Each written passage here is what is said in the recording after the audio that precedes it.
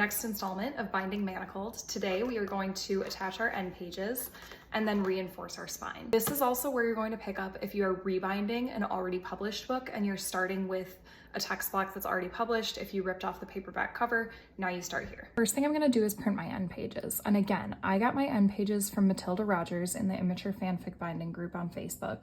If you go into the drive for the group and you search her name, you are going to find these images, you're gonna find the typeset, everything. So if you go into Midjourney images, that's where all of the images are for this typeset. I just chose two that I liked and then printed those out as my end pages. These are the two images that I chose for mine. I'm gonna crop them to be an 8.5 by 11.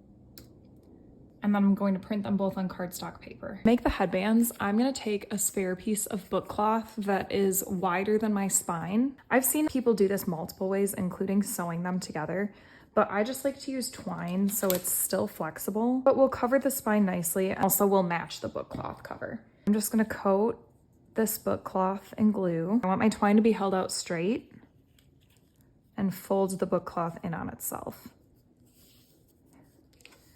And then I take my bone folder and I push that up so it's all the way against the edge. I like to let this lay flat as it's drying, so I just put it on the edge of my cutting board, tucked underneath like this so that it dries flat.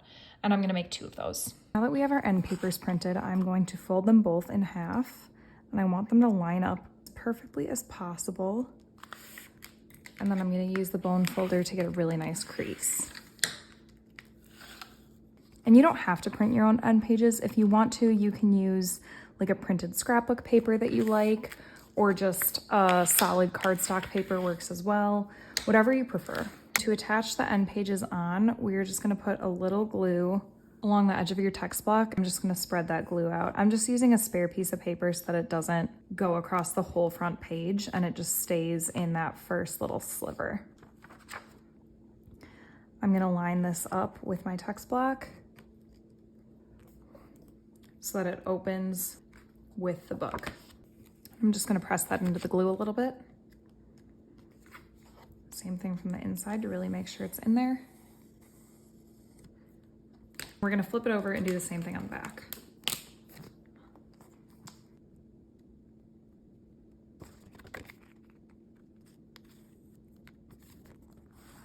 And now that the end pages are on, I want to put this back in our book press. We'll keep a little bit of space with the spine sticking out so that we can reinforce the spine.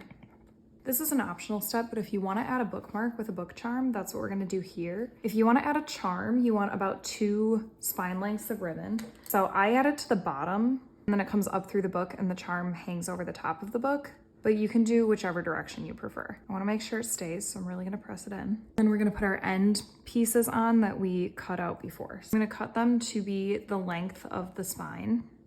Then we're just gonna attach them on either side. Might take a little extra glue with a printed book here because it's not a perfectly smooth edge, but that's okay. Really just to cover up the inside corners of our spine. I'm just gonna hold it down for a second so the glue gets nice and tacky and just helps it stick everywhere that I want it to.